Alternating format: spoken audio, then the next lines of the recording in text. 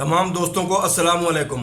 آج میں آپ کو ایک تاجر کا واقعہ بتاتا ہوں کہ اس تاجر نے 2 شادیاں کی اور اس کا آخر میں کیا انجام ہوا۔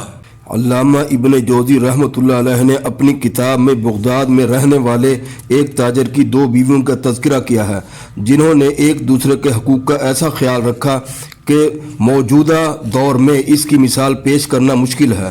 علامہ ابن جوزی رحمۃ اللہ علیہ فرماتے ہیں، بغداد میں ایک کپڑے کا مالدار تاجر رہتا تھا۔ ایک دن وہ اپنی دکان میں بیٹھا ہوا تھا کہ ایک کمسن عورت آئی اور خریدنے کے لیے کوئی چیز مانگی۔ اس دوران کہ وہ دکاندار سے باتیں کر رہی تھی کہ اچانک اس نے اپنا چہرہ کھول دیا۔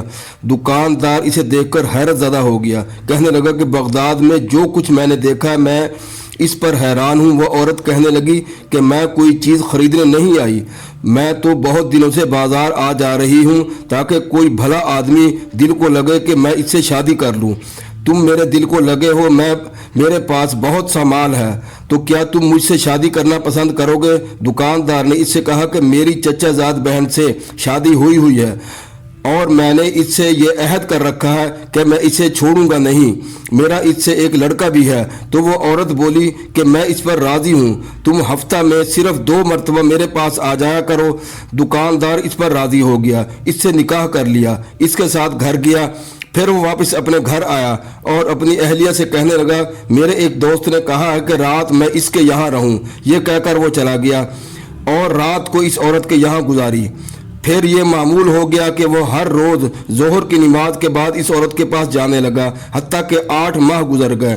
اس دکاندار کی پہلی بیوی کو اپنے میاں کے حالات کچھ عجیب سے لگنے لگے۔ اس نے اپنی باندی سے کہا کہ جب یہ گھر سے نکلیں تو دیکھنا کہ کہاں جاتے ہیں۔ چنانچہ وہ دکاندار جب گھر سے نکلا تو باندی بھی پیچھے ہو لی۔ وہ اپنی دکان پر آ گیا، باندی کہیں چھپی رہی۔ جب ظہر کا وقت ہوا تو وہ دکان سے اٹھ کر جانے لگا، باندی بھی پیچھے چل پڑی۔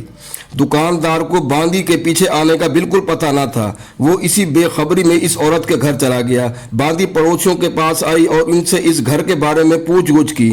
پڑوسیوں نے بتایا کہ یہ ایک کمسن عورت کا گھر ہے اور اس نے کپڑے کے ایک تاجر سے شادی کر رکھی ہے۔ باندی یہ معلومات حاصل کر کے اپنی مالکہ کے پاس آئی اور سارا معاملہ اسے بتلایا۔ مالکہ نے اسے کہا، خبردار، اس قصے کے متعلق کسی کو کچھ پتہ نہیں چلنا چاہیے، اور اس نے اپنے شوہر سے بھی اس کے متعلق کچھ ذکر نہیں کیا۔ یوں ہی ہنسی خوشی دن گزرتے رہے۔ سال پورا ہوا تو وہ تاجر مر گیا اور اس نے 8000 اشرفیاں ترکہ میں چھوڑی۔ تاجر کی اس بیوی نے، جو اس کی چچا زاد بہن تھی، ترکہ کو تقسیم کیا، چنانچہ 7000 اشرفیاں بچے کے لیے الگ کر دیں اور باقی 1000 اشرفیوں کے 2 حصے کیے۔ آدھی اشرفیاں ایک تھیلے میں رکھ کر باندی سے کہا کہ یہ تھیلا اس عورت کے پاس لے جا جو اس تاجر کی بیوی ہے، اور اسے بتلا کہ تاجر کی وفات ہو گئی ہے اور اس نے ترکہ میں 8000 اشرفیاں چھوڑی ہیں، جن میں 7000 اشرفیاں تو اس لڑکے کو مل گئے جو اس کا حق بنتا ہے۔ 1000 اشرفیاں جو باقی بچی تھیں وہ میں نے اپنے اور تمہارے درمیان تقسیم کر لی ہیں، یہ تمہارا حق ہے، یہ لے لو۔